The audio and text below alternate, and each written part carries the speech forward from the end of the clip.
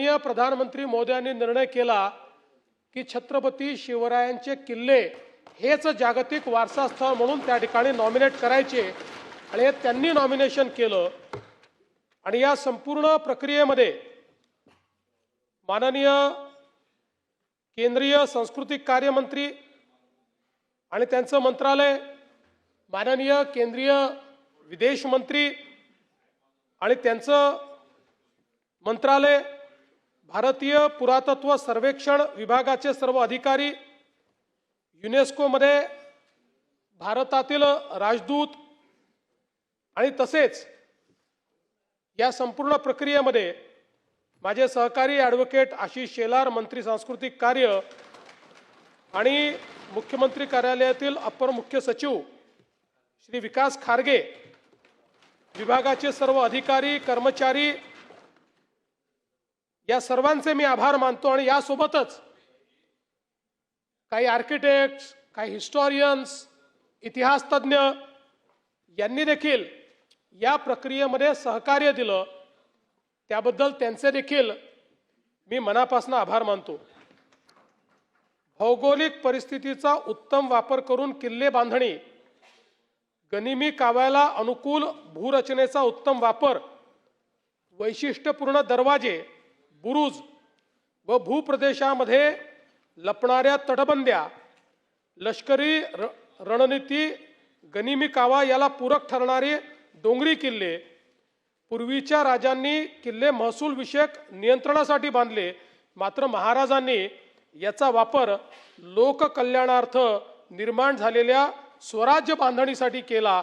हा विचार युनेस्कोने अद्वितीय वैश्विक मूल्य म्हणून मान्य केला आहे।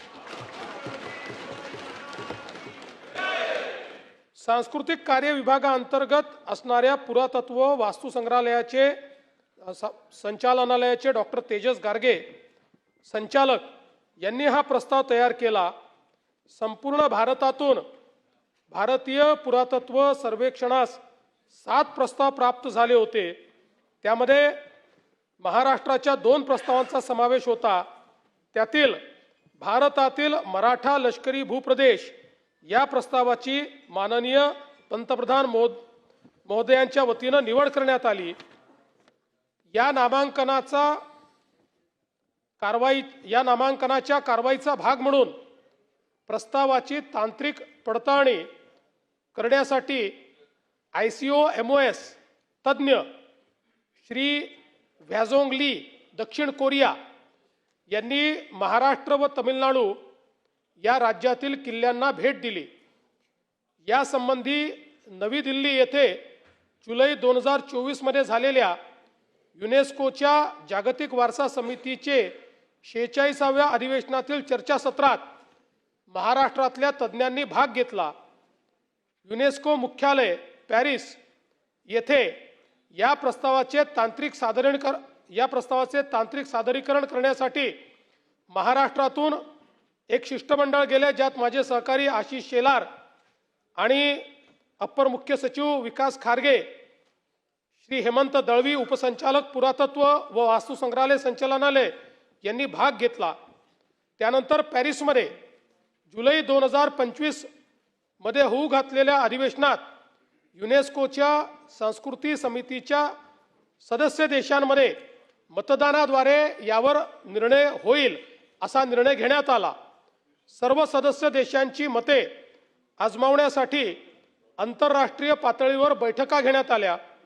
मुख्यमंत्री आत्याने मी स्वतः विदेश मंत्रालय, युनेस्कोमधील भारताचे राजदूत आणि अनेक देशांच्या राजदूतांशी थेट संपर्क साधून नामांकन झालेल्या किल्ल्यांचे महत्त्व हे विशद केले।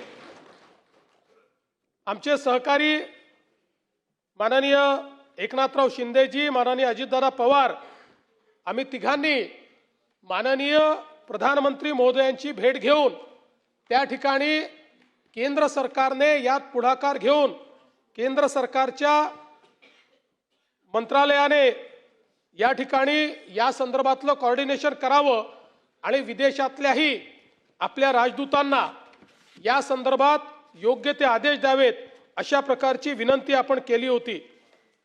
शेवटी दिनांक 11/7/2025 रोजी युनेस्कोच्या सांस्कृतिक समितीच्या आंतरराष्ट्रीय बैठकीत एकमताने भारताने ही विजयश्री खेचून आणली। मला सांगताना आनंद वाटतो की जवळपास त्या सगळ्या कमिटीपैकी त्यात सगळेच देश आहे, पण मतदानाचा अधिकार हा रोटेटिंग असतो। 20 देशांना अधिकार होता। या 20ही देशांनी छत्रपती शिवरायांचे हे किल्ले जागतिक वारसा स्थळ आहे अशा प्रकारचं मतदान केलं आणि त्यामुळे एकमताने या ठिकाणी हा प्रस्ताव मंजूर झाला। 17व्या शतकात सेल्फ रूल म्हणजे स्वराज्य, रयतेचे राज्य असावे आणि तेही लोककल्याणार्थ छत्रपती शिवाजी महाराजांच्या राजमुद्रेवरील विचार त्या आणि आजच्याही काळाच्या मानाने प्रगत आहे आणि म्हणून इतर समकालीन राज्यकर्त्यांमध्ये शिवराय अद्वितीय ठरतात। मला या ठिकाणी सांगितलं पाहिजे की अनेक राजदूतांनी देखील ही जी काही आपली राजमुद्रा आहे त्याच्यावरचा विचार समजून घेतला आणि हा विचार कालाच्या पलीकडचा आहे अशा प्रकारचं मत त्या ठिकाणी व्यक्त केलं। मुख्यमंत्री म्हणून मी हे माझे भाग्य समजतो की छत्रपतींच्या गडकोटांचे मानांकन मिळवण्याचे शिवकार्य माझ्या सहकाऱ्यांच्या अथक प्रयत्नातून या शासनाला साकारता आले। आता हे मानांकन टिकवणे हे आपल्या पुढे एक मोठे आव्हान आहे। यासाठी मी महाराष्ट्रातील जनतेलाही आवाहन करतो की छत्रपती शिवाजी महाराजांनी उभारलेल्या अद्वितीय किल्ल्यांचा वारसा जपण्यासाठी हातभार लावावा। मी या ऐतिहासिक यशाबद्दल सभागृहामार्फत महाराष्ट्र शासन सांस्कृतिक कार्य विभाग, पुरातत्व व वस्तू संग्रहालय संचालनालय आणि या कार्यात योगदान दिलेल्या सर्व मान्यवरांचे व महाराष्ट्रातल्या तमाम जनतेचे अभिनंदन करतो व भारताचे प्रधानमंत्री माननीय मोदीजी यांचे विशेष अभिनंदन करतो।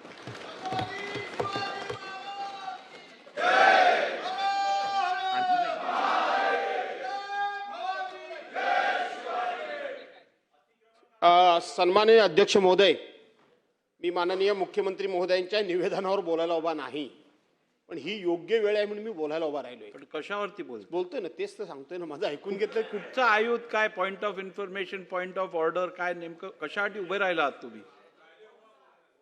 असं आहे की एक महत्त्वपूर्ण ठराव माननीय मुख्यमंत्री महोदय किंवा आपण अध्यक्ष या नात्याने घालावा अशी विनंती करण्याकरता मी उभा आहे।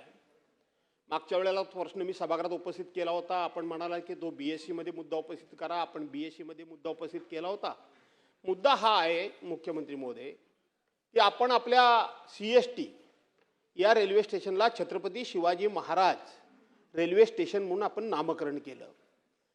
परंतु छत्रपती शिवाजी महाराजांच्या नावाचं नामकरण झालं, पण त्या प्रिमायसेसमध्ये कुठेही छत्रपती शिवाजी महाराजांचा अश्वारूढ पुतळा नाही आणि म्हणून हा पुतळा उभा राहावा म्हणून त्या विभागाचे खासदार अरविंदजी सावंत यांनी माननीय प्रधानमंत्री महोदय वगैरे या सर्वांना भेटले आणि त्यांनी आपल्याला एक पत्र दिलं की महाराष्ट्र सरकारने याच्यामध्ये पुढाकार घ्यावा आणि तशा प्रकारचा आवश्यकता वाटली तर केंद्र सरकारकडे त्यांनी ठराव करून पाठवावा आणि म्हणून तो ठराव एक तर राज्याचे मुख्यमंत्री म्हणून आपण करावा किंवा माननीय अध्यक्ष महोदयांनी करावा, हा माझा पहिली विनंती आहे।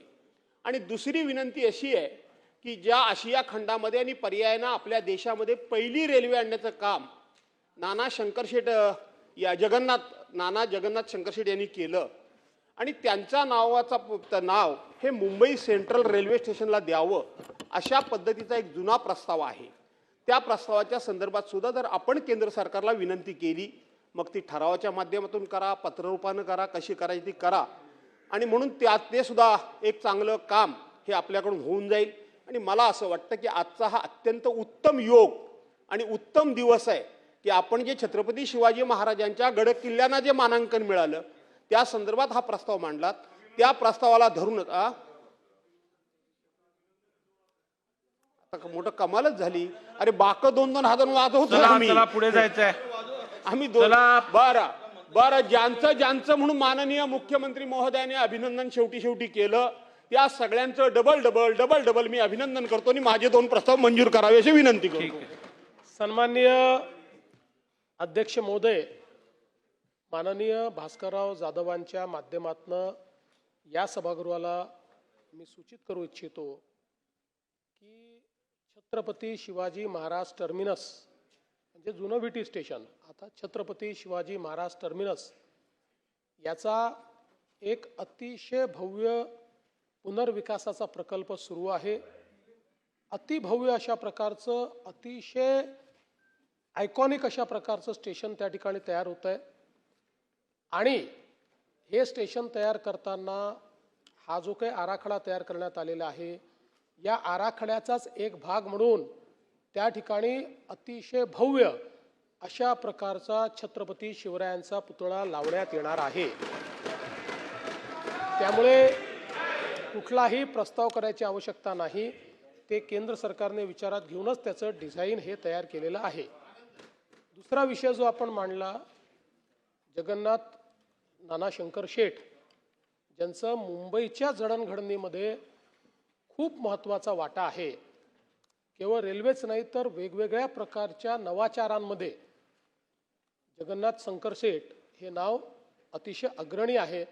आणि म्हणून मागच्याच काळामध्ये जेव्हा शिंदे साहेब हे मुख्यमंत्री होते त्यावेळी महाराष्ट्राच्या मंत्रिमंडळाने या संदर्भातला प्रस्ताव की त्यांचं नाव हे मुंबई सेंट्रल जे काही स्टेशन आहे त्याला द्यावं असा प्रस्ताव तयार केला, तो मान्य केला, त्याची प्रक्रिया पूर्ण केली आणि तो केंद्र सरकारकडे आपण पाठवलेला आहे. तो तिथे अंतिम निर्णयाकरता प्रलंबित आहे, त्याचा पाठपुरावा करण्यात येईल. चला पुढे सांगा.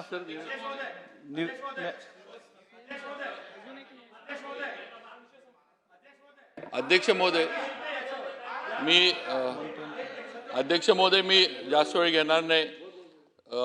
मुख्यमंत्री महोदयांनी जे इथं मांडलं, मी फक्त पंतप्रधान मोदीजींचं, मुख्यमंत्र्यांचं, दोन्ही उपमुख्यमंत्र्यांचं आणि आपल्या सांस्कृतिक विभागाचे मंत्री आशिष भाऊंचं अभिनंदन आणि आभार, कारण मी त्या घराण्याचा एक वारसदार आहे किंवा त्या घराण्यातला एक आहे म्हणून तमाम शिवभक्तांच्या सगळ्यांच्या वतीनं मी पंतप्रधान मोदीजी, आपले मुख्यमंत्री देवेंद्रजी फडणवीस, एकनाथजी शिंदेसाहेब, अजितदादा आणि आशिष भाऊंचं सर्वांच्या वतीनं ही युनेस्कोच्या याच्यामध्ये छत्रपती शिवाजी महाराजांचे हे गडकिल्ले 12 गडकिल्ले त्याच्यामध्ये आले आणि जगाच्या पाठीवर आज जगानं छत्रपती शिवाजी महाराजांची दखल ही संपूर्ण जगानं घेतली आहे युनेस्कोच्या निर्णयामुळं. त्यामुळं मी पंतप्रधानांचं आणि मुख्यमंत्री महोदयांचं सर्वांच्या वतीनं अभिनंदन करतो.